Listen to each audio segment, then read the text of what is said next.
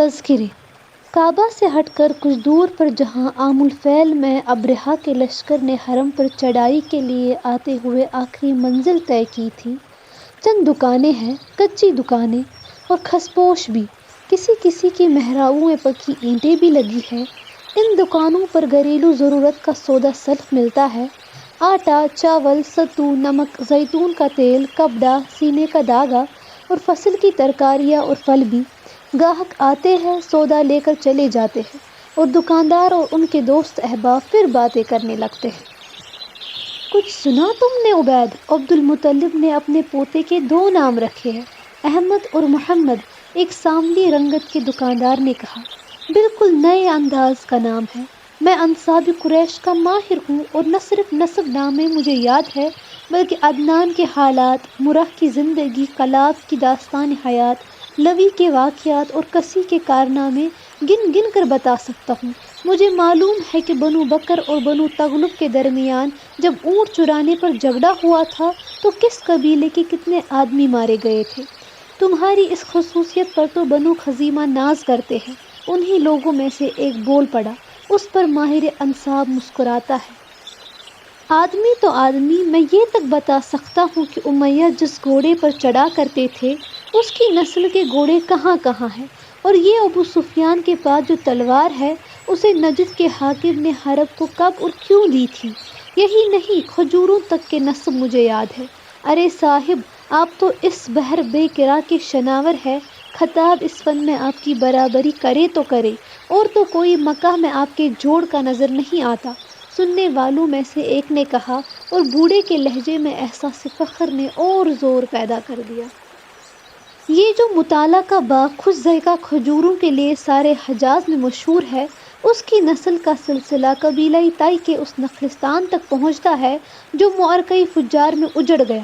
کہو تو ملوک ہیرا کی داستانیں سنا دوں، قبطیوں کے عروج و زوال کی تاریخ بیان کروں۔ چچا جان ابن عبداللہ کا ذکر ہو رہا تھا۔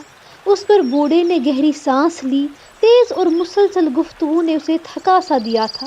بولا، میں یقین کے ساتھ کہہ سکتا ہوں کہ احمد اور محمد آج تک کسی قریشی کا نام سننے میں نہیں آیا۔ بالکل نیا نام، اچھوتا نام، مگر کتنا پیارا۔ اس نام کی طرف دل آپ سے آپ کھنچا جاتا ہے۔ اس پر ایک ادیر عمر کا عرب جو رسی بٹ رہا تھا، اس کام کرتے میں باتیں بھی سنتا جاتا تھا، کہنے لگا، میری سوتیلی ماں ابن عبداللہ کو دیکھ کر آئی ہے۔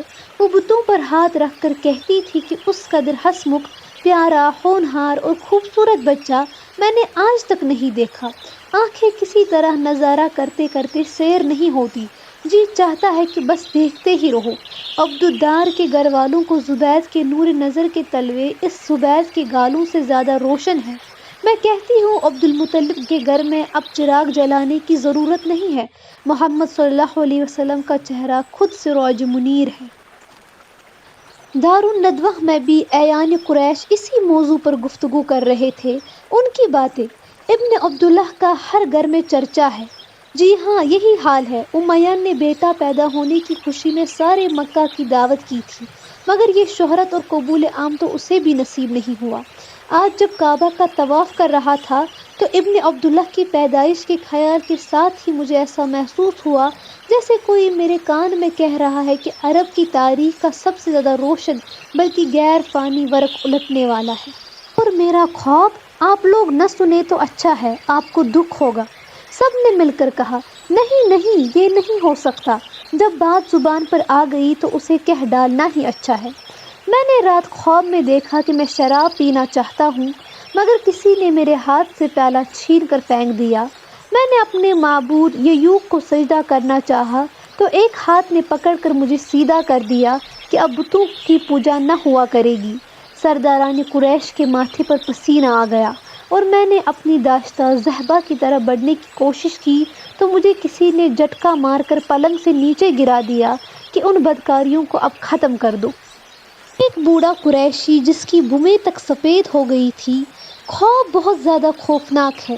میں نے بڑی بڑی خونریز جنگوں میں پامردی کا ثبوت دیا ہے اور کبھی ہمت نہیں ہاری، مگر نہ جانے کیوں اس خواب کے سننے سے دل بیٹھا سا جاتا ہے۔ ہاتھ اٹھا کر، عزا میرے دل کو سنبھال، لات مجھ میں جرت پیدا کر، منات یہ ہم سب کیا سن رہے ہیں، تیری خدائی کے جھنڈے کہیں جھک نہ جائے۔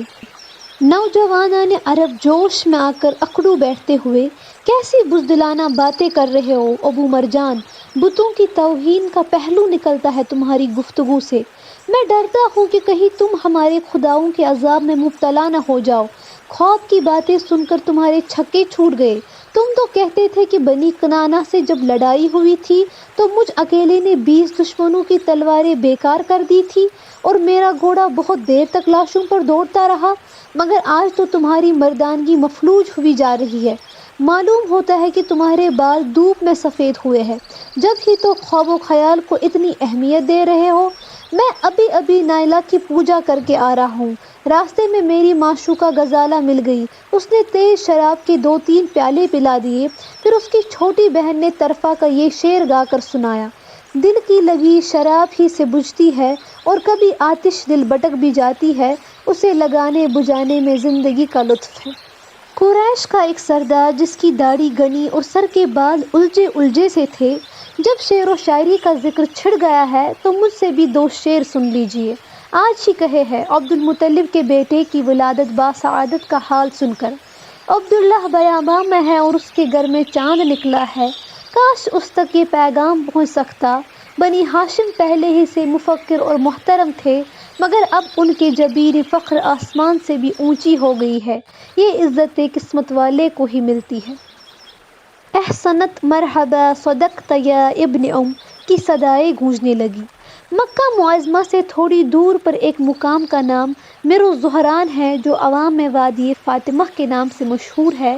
اسی وادی میں ایک راہب رہتا تھا جس کا نام ایس تھا۔ ایس نے تقرب الہی کی دھن میں اپنی مذہبی روایات کی بنا پر دنیا چھوڑ رکھی تھی۔ موٹا جوٹا کھاتا پہنتا اور عبادت و مراقبے میں مصروف رہتا۔ سب لوگ اسے عزت اور عقیدت کی نگاہ سے دیکھتے تھے۔ عبد المطلب بھی ایس کے پاس آتے جاتے رہتے تھے۔ جس صبح عرب کا آفتاب طلوع ہوا ہے، اسی دن عبد المطلب خوشی خوشی ایس کے پاس پوتے کی ولادت کا مژدہ سنانے کے لیے پہنچے۔ ایس خانقاہ کے دروازے کی کھجور کے نیچے کوئی عمل پڑھ رہا تھا۔ آج بڑے تیز قدم اٹھ رہے عبد المطلب، ایس نے مسکرا کر پوچھا۔ اے رب خانقاہ، ایک مژدہ لایا ہوں، خبر مسرت۔ آپ بیوی بچوں اور اولاد کے تعلقات سے آزاد اور بے خبر ہیں، مگر پھر بھی آپ کو خوشی ہوگی۔ عبد المطلب نے امامہ کا پیچ سنبھالتے ہوئے جواب دیا۔ کہو، تمہیں تو خوشی نے اس بڑھاپے میں جوان بنا دیا۔ ایس بولا۔ عبداللہ کے آج صبح بیٹا پیدا ہوا، حسین بچہ، انتہائی حسین۔ سارے مکہ میں اس کے حسن کی دھوم مچی ہے۔ لوگوں کی مبارک بادیں قبول کرتے کرتے میں تھک گیا۔ عبد المطلب نے ابا کا دامن اٹھاتے ہوئے کہا۔ اس کا تم نے نام کیا رکھا؟ ایس راہب نے دریافت کیا۔ محمد، ہونٹوں پر زبان پھیرتے ہوئے جیسے کوئی مٹھاس سے لذت گیر ہونا چاہے، عبد المطلب نے جواب دیا۔ اب میں تمہیں مبارکباد دیتا ہوں، یہ وہی بچہ ہے جس کی ولادت کی خبر میں نے بار بار تمہیں دی ہے۔ سنو، اس لڑکے کو میں نے 3 سبب سے پہچانا۔ ایک تو یہ کہ رات ایک ستارہ طلوع ہوا جو اس سے پہلے کبھی نہیں دیکھا گیا، دوسرے ولادت دوشنبہ کے دن ہوئی، تیسرے اس کا نام محمد رکھا گیا۔ اپنی تقدیر پر ناز کرو عبد المطلب، بنو ہاشم کو تاریخ کبھی نہ بلا سکے گی، کاش تم اس کا جاہ و جلال دیکھنے کے لیے زندہ رہ سکتے۔